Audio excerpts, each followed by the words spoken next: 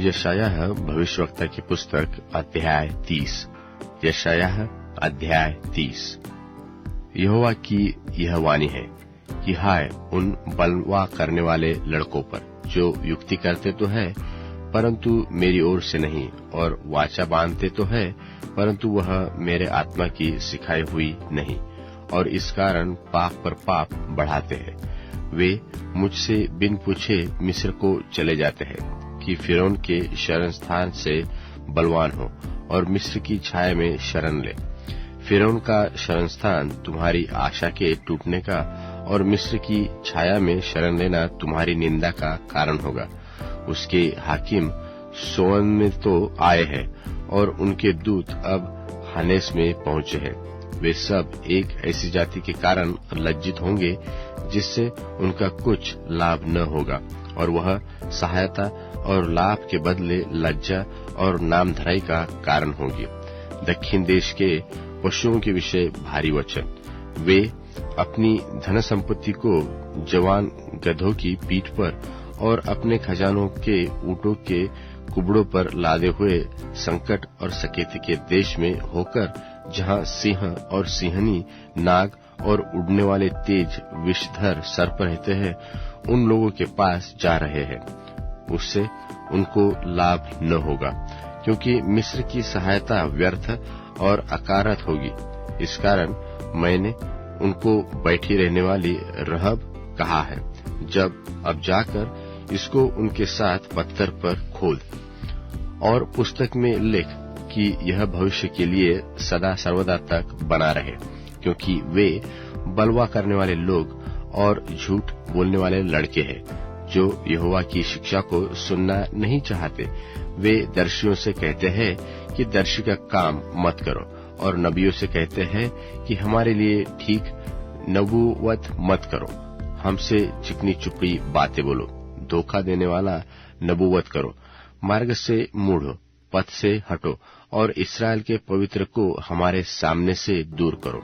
इस कारण इस्राएल का पवित्र यो कहता है कि तुम लोग जो मेरे इस विषय को निकम्मा जानते और अंधेर और कुटिलता पर भरोसा करके उन्हीं पर टेक लगाते हो, इस कारण यह अधर्म तुम्हारे लिए ऐसा होगा जैसा ऊंची भीत का फूला हुआ भाग जो फटकर गिरने पर हो, और वह अचानक पल भर में टूटकर गिर पड़ेगा, और वह उसको कुम्हार के बर्तन की नाई नाश करके करेगा।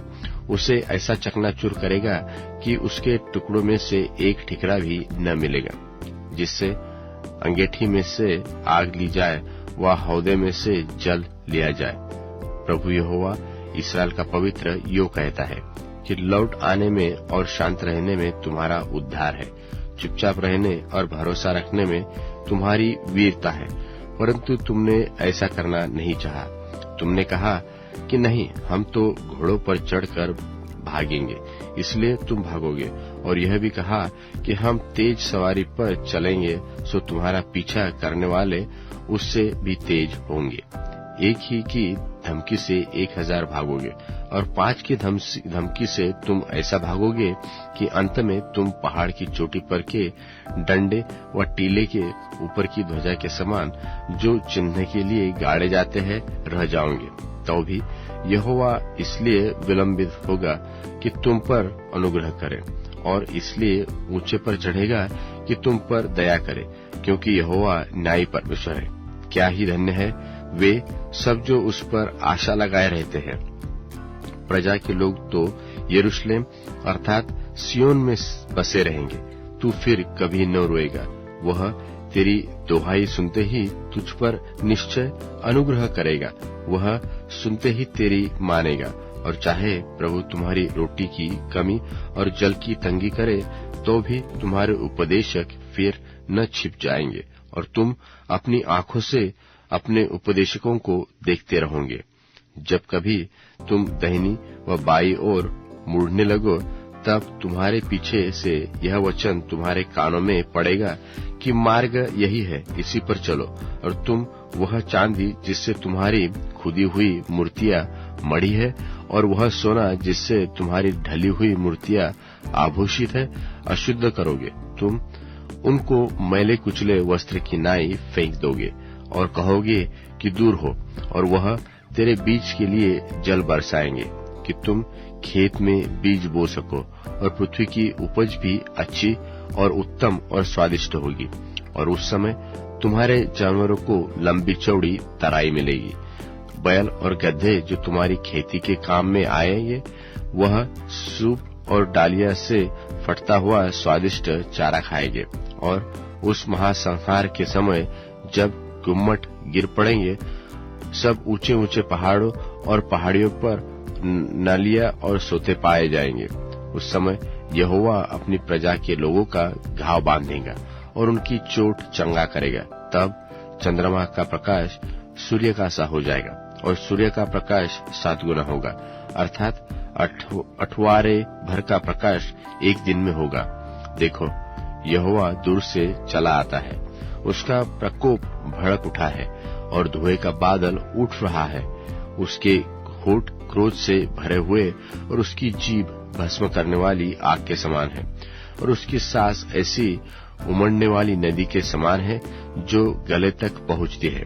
वह सब जातियों को नाश के सूप से फटकेगा और देश देश के लोगों को भटकाने के लिए उनके जबड़ों में लगाम लगाएगा।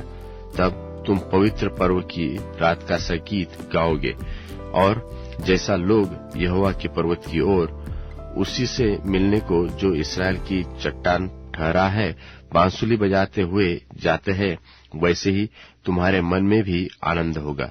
परंतु यहोवा अपनी प्रतापी वाणी सुनाएगा और अपना क्रोध भड़काता और आग की लौ से भस्म करता हुआ और प्रचंड आंधी और अति वर्षा और ओलों के साथ अपना भुजबल दिखाएगा, और अश्शूर यहोवा के शब्द की शक्ति से नाश हो जाएगा। वह उसे सोंठे से मारेगा, और जब जब यहोवा उसको मनठाना दंड देगा, तब तक साथ ही डफ और बीना बजेगी, और वह हाथ बढ़ा बढ़ाकर उसको लगातार मारता रहेगा। और बहुत काल से तोपेत तैयार किया गया है, वह राजा ही के लिए ठहराया गया है।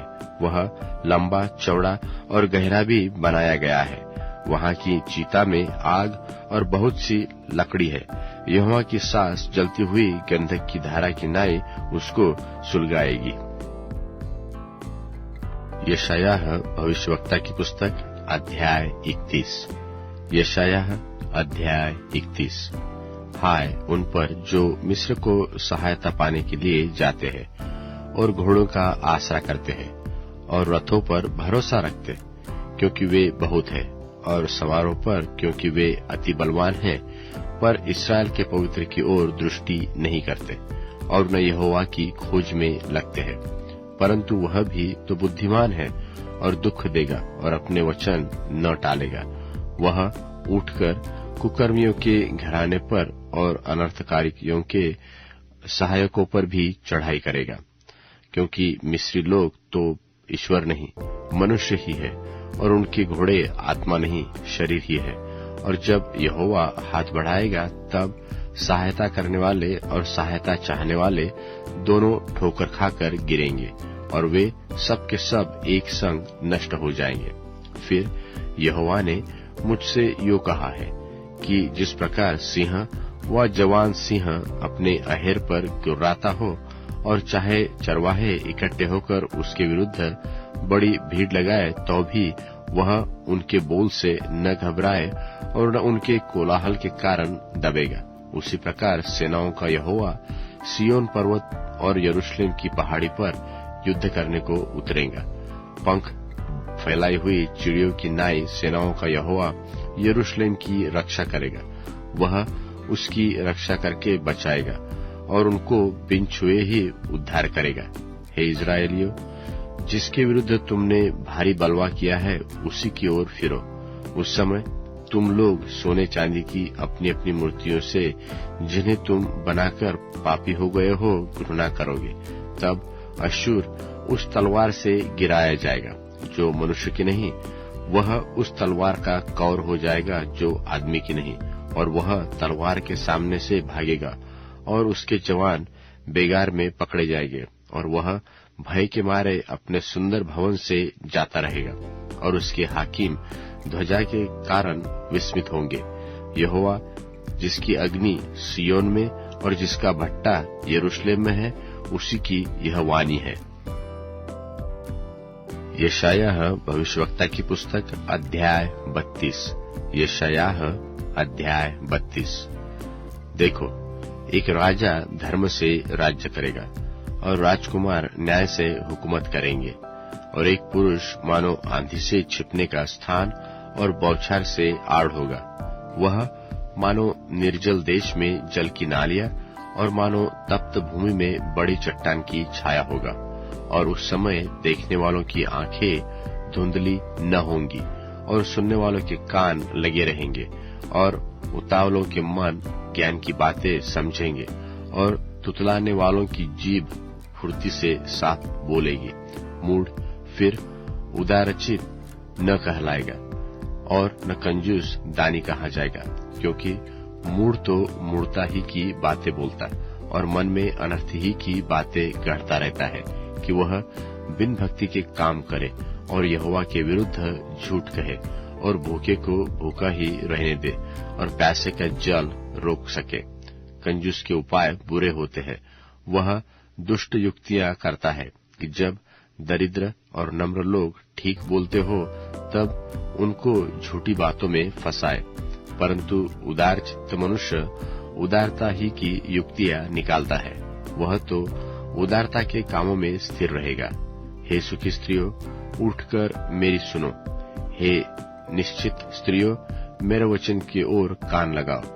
हे निश्चित स्त्रियों, वर्ष भर से अधिक समय में तुम विकल हो जाओगी, क्योंकि तोड़ने को दाख न होगी और न किसी भांति के फल हाथ लगेंगे। हे सुखी स्त्रियों, थरथराओ। हे निश्चिंत स्त्रियों, विकल हो। अपने अपने वस्त्र उतारकर अपनी अपनी कमर में टाट कसो। हे मनभाव खेतों और फलवंत दाखलताओं के लिए छाती पीटेगी। मेरे लोगों के बरन प्रसन्न नगर के सब हर्ष भरे घरों में भी भांति भांति के कटीले पेड़ उपजेंगे, क्योंकि राजभवन त्यागा जाएगा। कोलाहल से भरा नगर सुनसान हो जाएगा, और पहाड़ी और पहरुओं का घर सदा के लिए मांदे और जंगली गधों का विहार स्थान और घरेलू पशुओं की चराई उस समय तक बना रहेगा, जब तक आत्मा ऊपर से हम पर उंडेला न जाएगा और जंगल फलदायक बारी न बने और फलदायक बारी फिर बन न गिरी जाए।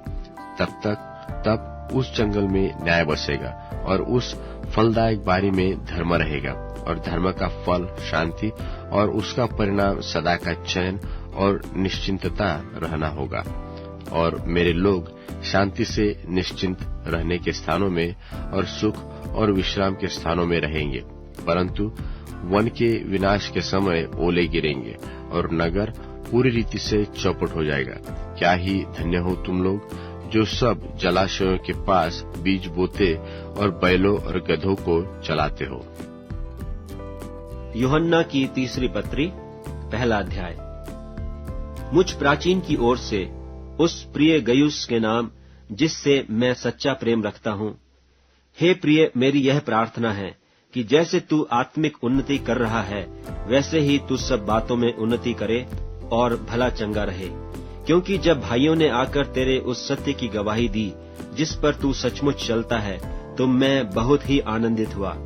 मुझे इससे बढ़कर और कोई आनंद नहीं कि मैं सुनूं कि मेरे लड़के बाले सत्य पर चलते हैं। हे प्रिय, जो कुछ तू उन भाइयों के साथ करता है जो परदेशी भी हैं, उसे विश्वासी की नाई करता है। उन्होंने मंडली के सामने तेरे प्रेम की गवाही दी थी। यदि तू उन्हें उस प्रकार विदा करेगा जिस प्रकार परमेश्वर के लोगों के लिए उचित है, तो अच्छा करेगा, क्योंकि वे उस नाम के लिए निकले हैं और अन्य जातियों से कुछ नहीं लेते। इसलिए ऐसों का स्वागत करना चाहिए, जिससे हम भी सत्य के पक्ष में उनके सहकर्मी हों। मैंने मंडली को कुछ लिखा था, पर दियुत्रिफेस जो उनमें बड़ा बनना चाहता है, हमें ग्रहण नहीं करता। सो जब मैं आऊंगा तो उसके कामों की जो वह कर रहा है सुधि दिलाऊंगा कि वह हमारे विषय में बुरी बुरी बातें बकता है, और इस पर भी संतोष न करके आप ही भाइयों को ग्रहण नहीं करता और उन्हें जो ग्रहण करना चाहते हैं मना करता है और मंडली से निकाल देता है। हे प्रिय, बुराई के नहीं पर भलाई के अनुयायी हो। जो भलाई करता है वह परमेश्वर की ओर से है, पर जो बुराई करता है उसने परमेश्वर को नहीं देखा। देमेत्रियुस के विषय में सब ने, वरन सत्य ने भी आप ही गवाही दी, और हम भी गवाही देते हैं, और तू जानता है कि हमारी गवाही सच्ची है। मुझे तुझको बहुत कुछ लिखना तो था, पर स्याही और कलम से लिखना नहीं चाहता, पर मुझे आशा है कि तुझ से शीघ्र भेंट करूंगा, तब हम आमने सामने बातचीत करेंगे। तुझे शांति मिलती रहे। यहाँ के मित्र तुझे नमस्कार करते हैं। वहाँ के मित्रों से नाम ले लेकर नमस्कार कह देना।